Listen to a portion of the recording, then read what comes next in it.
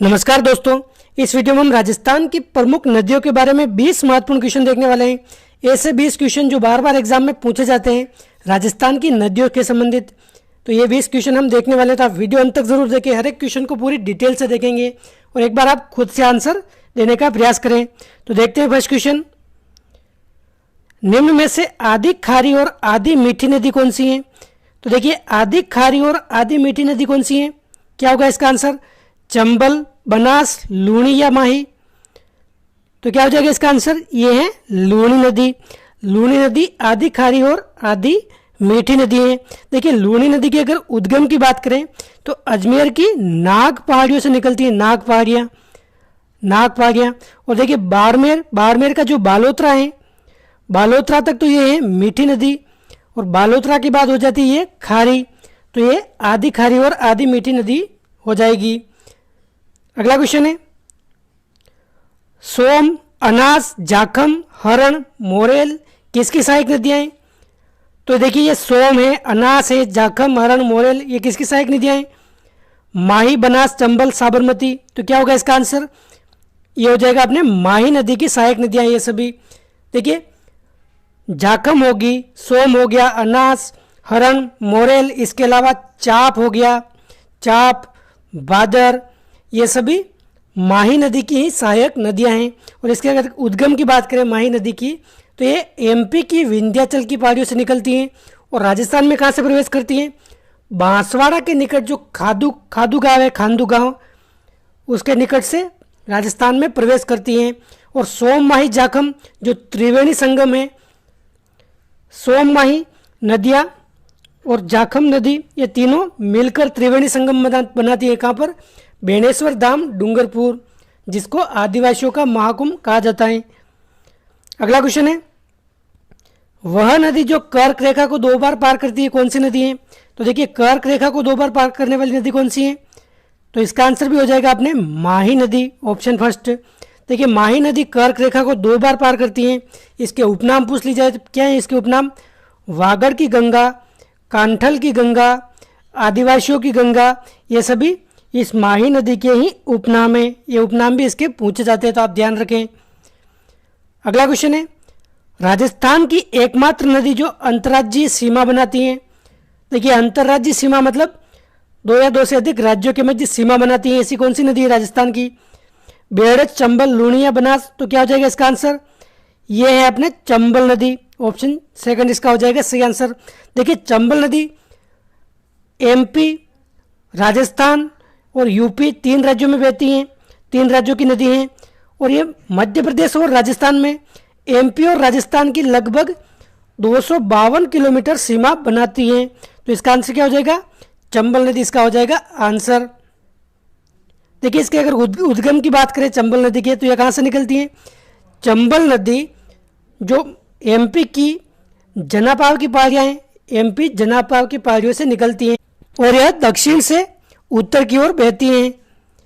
अगला क्वेश्चन है, चंबल नदी पर स्थित चूलिया जलप्रपात किस जिले में स्थित है? तो देखिए, चूलिया जलप्रपात किस जिले में स्थित है? झालावाड़, धौलपुर, उदयपुर या चित्तौड़गढ़? तो इसका आंसर क्या हो जाएगा? यह स्थित है चित्तौड़गढ़ जिले में, बेसरोडगढ़ के निकट। ये 60 फीट ऊंचा जलप्रपात है चूलिया जलप्रपात। तो इसका आंसर क्या हो जाएगा? चित्तौड़गढ़ जिले में स्थित है। और चूलिया जलप्रपात ये चंबल नदी पर स्थित है, तो ये भी आप ध्यान में रखें। अगला क्वेश्चन है, आज की गग्गर नदी वैदिक साहित्य की कौन सी नदी है? देखिए, गग्गर नदी हमने जब सभ्यता वाले क्वेश्चन देखे थे, हमने देखा था कि गग्गर नदी के किनारे कौन सी सभ्यता विकसित हुई है? कालीबंगा सभ्यता विकसित हुई है। कालीबंगा का शाब्दिक अर्थ क्या है? काली चूड़िया। और यह सभ्यता कहाँ है? हनुमानगढ़ जिले में विकसित हुई है। तो गग्गर नदी का वैदिक साहित्य नाम क्या है? तो देखिए, इसका नाम है सरस्वती नदी। जो वर्तमान गग्गर नदी है ये वैदिक साहित्य की सरस्वती नदी है। इसका आंसर क्या हो जाएगा? सरस्वती नदी। और इसको मृत नदी के नाम से भी जानते हैं, मृत नदी। तो ये भी आप ध्यान में रखें। अगला क्वेश्चन है, राजस्थान के किस संभाग में सर्वाधिक नदियां हैं? तो कौन से संभाग में हो जाएगी सर्वाधिक नदियां? तो इसका आंसर क्या हो जाएगा? कोटा संभाग में सर्वाधिक नदियां हैं राजस्थान में। तो ऑप्शन फर्स्ट इसका हो जाएगा सही आंसर। और देखिए, अगर क्वेश्चन आ जाए कि राजस्थान के ऐसे 2 जिले जिनमें कोई भी नदी नहीं है, एक भी नदी होकर नहीं गुजरती है। तो कौन कौन से ज़िले हैं? फर्स्ट हो जाएगा अपने चूरू जिला और सेकंड हो जाएगा अपने बीकानेर जिला। ये ऐसे 2 ज़िले हैं जहाँ पर कोई भी नदी नहीं है। ये क्वेश्चन भी पूछा जाता है। और सर्वाधिक नदियाँ कोटा संभाग में हैं। अगला क्वेश्चन है, वन की आशा किस नदी का उपनाम है? तो देखिए, वन की आशा किस नदी का हो जाएगा? बेड़च, बनास, बाणगंगा या चंबल नदी। तो इसका आंसर क्या है? ये है बनास नदी का उपनाम है वन की आशा। और देखिए, इसके बारे में अगर बात करें, देखिए वन की आशा तो इसका उपनाम है। एक और है वर्णाशा, यह भी इसका ही उपनाम है। और बनास नदी पूर्णतः राजस्थान में बहने वाली सबसे लंबी नदी है। मतलब बनास नदी पूर्ण रूप से राजस्थान में ही बहती है और पूर्णतः राजस्थान में बहने वाली सबसे लंबी नदी है। अगला क्वेश्चन है, बेसरोडगढ़ दुर्ग किन नदियों के संगम पर स्थित है? तो क्या हो जाएगा इसका आंसर? बेसरोडगढ़ दुर्ग जो चित्तौड़गढ़ में है, किन नदियों के संगम पर स्थित है? तो इसका आंसर हो जाएगा चंबल व बामनी नदियों के संगम पर स्थित है। ऑप्शन सेकंड हो जाएगा इसका सही आंसर। तो इसका हो जाएगा ऑप्शन सेकंड सही आंसर। क्वेश्चन 10 है, गागरोन दुर्ग किन नदियों के संगम पर स्थित है? देखिए, बेसरोडगढ़ तो हमने देख लिया, चंबल व बामनी नदी, चंबल व बामनी, लेकिन गागरोन दुर्ग पहले तो ये पता होना चाहिए कि ये कहाँ है। ये झालावाड़ जिले में है गागरोन दुर्ग। ये जल दुर्ग है जो काली सिंध व आहू नदियों के संगम पर स्थित है। तो ऑप्शन फर्स्ट हो जाएगा अपने सही आंसर, काली सिंध व आहू। और ये क्वेश्चन भी बहुत बार पूछा गया क्वेश्चन है। अगला क्वेश्चन है, किस नदी को रुंडित नदी भी कहते हैं? बनास, खारी, पश्चिमी बनास या फिर बाणगंगा? तो देखिए, रुंडित नदी ये किसको बोलते हैं? ये कहते हैं अपने बाणगंगा नदी को रुंडित नदी के नाम से भी जाना जाता है। देखिए, रुंडित नदी कह लो, अर्जुन की गंगा कह लो, ये सभी बाणगंगा नदी को ही कहते हैं। और इसका उद्गम अगर पूछा जाए तो उद्गम कहाँ से निकलती है? जयपुर की बेराट की पहाड़ियों से निकलती हैं। जयपुर बेराट की पहाड़ियों से निकलती हैं बाणगंगा नदी, जिसको अर्जुन की गंगा भी कहते हैं। अगला क्वेश्चन है, आयर नदी उदय सागर झील के बाद किस नदी के नाम से जानी जाती है? तो देखिए, आयर नदी उदय सागर झील के बाद किस नदी के नाम से जानी जाती है? साबरमती, माही, बनास या बेड़च? तो इसका आंसर क्या हो जाएगा? ये हो जाएगा बेड़स नदी के नाम से जानी जाती है। जो उदयपुर की उदय सागर झील है, यहाँ तक तो ये नदी आयर नदी के नाम से जानी जाती है, लेकिन उसके बाद जो आगे जाती हैं ये आगे बेड़स नदी के नाम से जानी जाती हैं। अगला क्वेश्चन है, निम्नलिखित में से कौन सा सुमेलित नहीं है? देखिए, 4 नदियां दे रखी हैं और इनके उद्गम स्थल दे रखे हैं। इनमें से सुमेलित कौन सा नहीं है हमें बताना है। तो देखिए, पश्चिमी बनास, खमनोर की पहाड़ियाँ। तो देखिए, यहाँ पर पश्चिमी बनास दे रखा है। पश्चिमी बनास और बनास नदी दोनों अलग अलग नदी हैं। अगर बनास नदी ही पूछा जाता है तो बनास नदी हो जाती है अपने खमनोर की पहाड़ियाँ, लेकिन पश्चिमी बनास क्या हो जाएगा? इसमें गलत हो जाएगा। पश्चिमी बनास नदी सिरोही के नया सानवारा की अरावली की पहाड़ियों से निकलती हैं। पश्चिमी बनास नदी सिरोही के नया सानवारा से। तो इसका ऑप्शन फर्स्ट ही हो जाएगा अपना सही आंसर, यही सुमेलित नहीं है। बाकी बेड़स नदी गोगुंदा की पहाड़ियों से निकलती हैं उदयपुर से। बनास नदी खमनोर की पहाड़ियों से निकलती हैं, ये ध्यान रखें आप। पश्चिमी बनास नहीं निकलती हैं। बाकी सोम नदी निकलती है अपने उदयपुर की बिच्छा मेड़ा की पहाड़ियों से, उदयपुर ऋषभदेव से। और कांतली नदी ये सीकर की खंडेला की पहाड़ियों से निकलती हैं। बाकी सभी सुमेलित हैं, फर्स्ट अपने सुमेलित नहीं है। क्वेश्चन 14 है, तोरावटी किस नदी के बहाव क्षेत्र को कहा जाता है? तो किसको बोलते हैं तोरावटी? किस नदी के बहाव क्षेत्र को? घग्गर, कांतली, बनास या फिर परवन? तो इसका आंसर क्या हो जाएगा? कांतली नदी। ऑप्शन सेकंड हो जाएगा इसका सही आंसर। देखिए, हमने अभी देखा है कांतली कहाँ से निकलती है? सीकर की खंडेला की पहाड़ियों से निकलती हैं और इस नदी के बहाव क्षेत्र को तोरावटी नाम से जाना जाता है। और देखिए, कांतली नदी के किनारे अगर सभ्यता की बात करें तो कौन सी सभ्यता विकसित हुई? गणेश्वर सभ्यता विकसित हुई।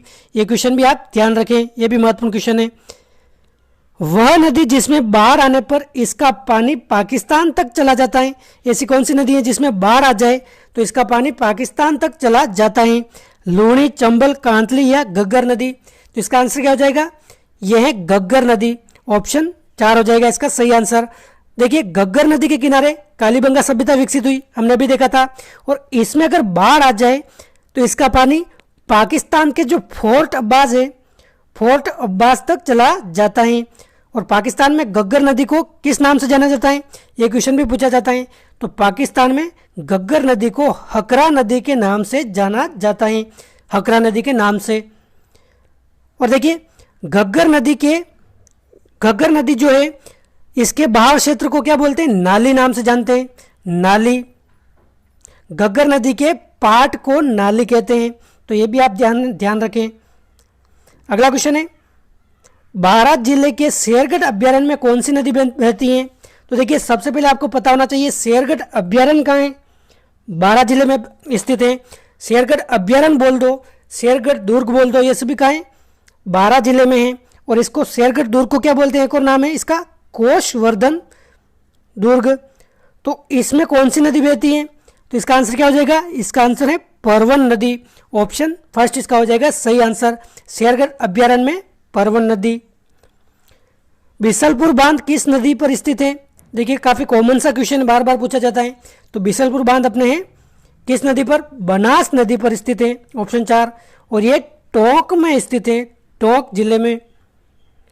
अगला क्वेश्चन है, मेजा बांध किस नदी पर स्थित है। तो मेजा बांध किस नदी पर स्थित है, ये है अपने कोठारी नदी पर स्थित मेजा बांध। और किस जिले में है, ये है भीलवाड़ा जिले में स्थित मेजा बांध, कोठारी नदी पर।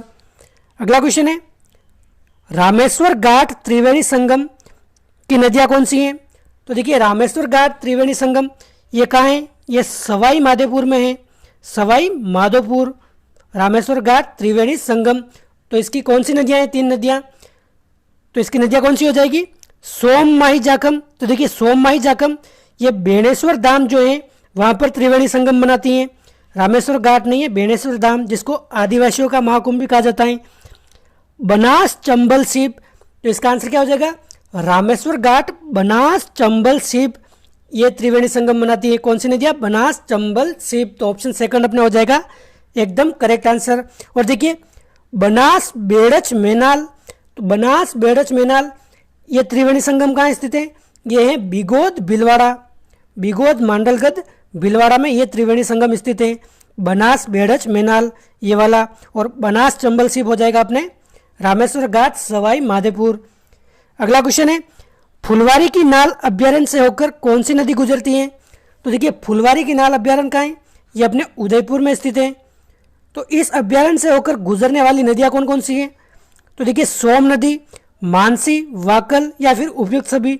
तो सोम नदी भी इस अभ्यारण्य से होकर गुजरती हैं, मानसी भी गुजरती हैं, वाकल भी गुजरती हैं। तो उपयुक्त सभी इसका हो जाएगा एकदम करेक्ट आंसर। तो ऑप्शन 4 इसका हो जाएगा सही आंसर। तो दोस्तों ये थे 20 महत्वपूर्ण क्वेश्चन राजस्थान की नदियों से संबंधित। कितने क्वेश्चन आपको आ रहे हैं आप कमेंट करके ज़रूर बताएं। और अगले वीडियो में हम राजस्थान की जो प्रमुख जिले व बांध हैं उसके भी क्वेश्चन देखेंगे, महत्वपूर्ण क्वेश्चन।